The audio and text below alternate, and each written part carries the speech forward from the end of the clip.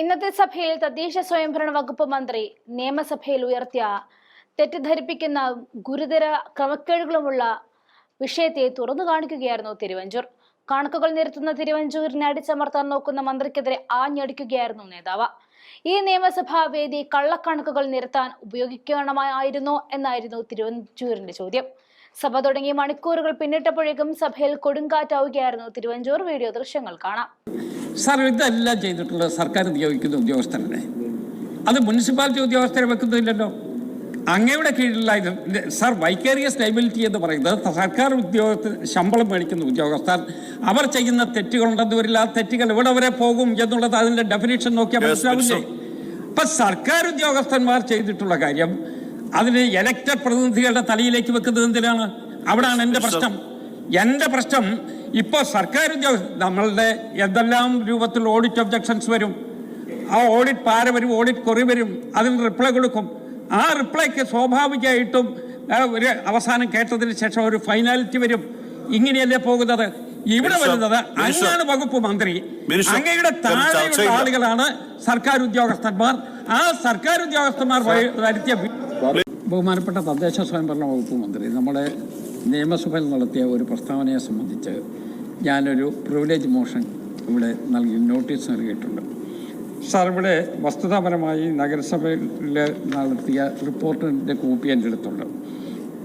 10/2/2025 Shri Sebastian കുളത്തെങ്കിൽ നടത്തിയ ഒരു സബ്മിഷന് തദ്ദേശ സ്വയംഭരണ വകുപ്പ് മന്ത്രി നിയമസഭയിൽ നടത്തിയ ഒരു മറുപടി സഭയെ തെറ്റിദ്ധരിപ്പിക്കുന്നതും കോട്ടയം നഗരസഭയിൽ നടന്ന ഗുരുതരമായ ക്രമക്കേടുകളാണ് എന്ന് വരുത്തി തീർക്കുന്നതിന് വേണ്ടിയുള്ള ഒരു പ്രസ്താവന നടത്തിയതായിട്ട് ഇവിടെ നിയമസഭാ റെക്കോർഡുകളിലുണ്ട്.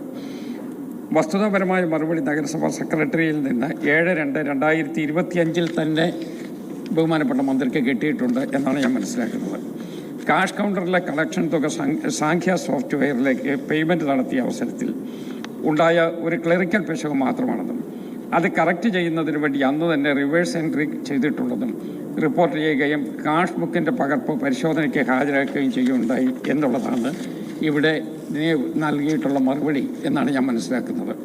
കോൺട്രാ എൻട്രി എന്നത് പുതിയ വരവ് ചെലവുകളോ അല്ലാത്തതും നഗരസഭയുടെ തന്നെ ബാങ്ക് അക്കൗണ്ടുകളിലെ വരവ് ചെലവുകൾ പരസ്പരം മാറ്റങ്ങളുണ്ടെങ്കിൽ ഇത് കറക്റ്റ് ചെയ്യുന്നതിന് വേണ്ടിയാണ് സാഖ്യ സോഫ്റ്റ്വെയറിലെ കോൺട്രാ എൻട്രി വരുത്തുന്നത്.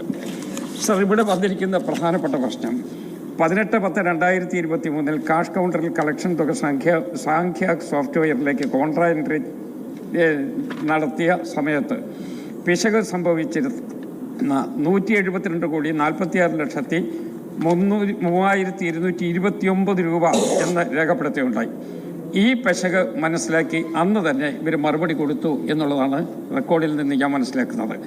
സാർ, അതിനെ കോൺട്രാ എൻട്രി റിവേഴ്സ് ചെയ്തപ്പോൾ 177,46,3229 എന്ന് ചേർക്കേണ്ടതിന് പകരം 39 എന്ന 10 രൂപയുടെ വ്യത്യാസം വന്നതായിട്ടാണ് റിപ്പോർട്ടിനകത്ത് ഞാൻ കാണുന്നത്. ബഹുമാനപ്പെട്ട മന്ത്രി നിയമസഭയിൽ നടത്തിയ മറുപടി എൻ്റെ അവിടെ അദ്ദേഹത്തിൻ്റെ പ്രസംഗത്തിൻ്റെ കോപ്പി എൻ്റെ അടുത്തുണ്ട്. സാർ, നമ്മളുടെ ഈ നിയമസഭാ വേദി ഇതുപോലൊരു കാര്യത്തിൽ ഇവിടെ വിനിയോഗിക്കാമോ എന്നുള്ളത് പ്രധാനപ്പെട്ട പ്രശ്നം.